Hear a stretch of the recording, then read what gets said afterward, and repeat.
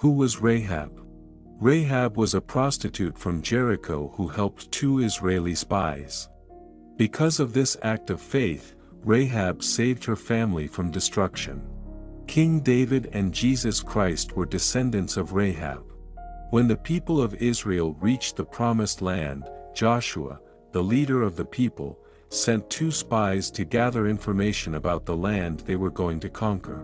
Jericho was the first city to be conquered, and to get more information, the spies spent the night in the house of a prostitute named Rahab. The king of Jericho heard that spies were in Rahab's house and wanted to catch them. But Rahab said that they were gone by nightfall, but Rahab had hidden the spies on the terrace of her house. When the danger passed, she went up on the terrace and declared her faith that God had given this land to the Israelites.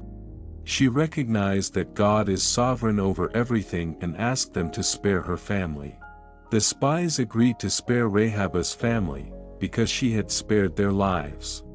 They instructed Rahab to tie a red cord to the window of her house and bring all of her family members into the house. Everyone in the house would be spared.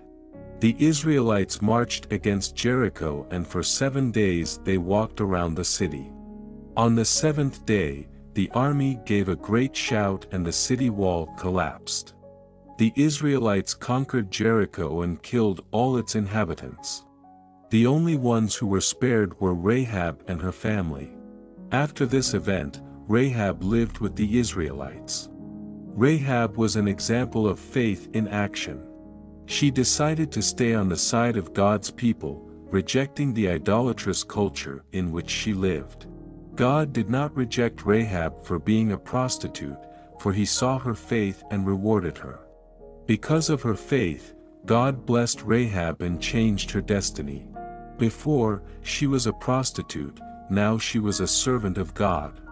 Later, she married an Israelite and became the mother of Boaz, the great-grandfather of King David. David was Jesus' ancestor. Rahab became a respectable woman and a great example for all of us.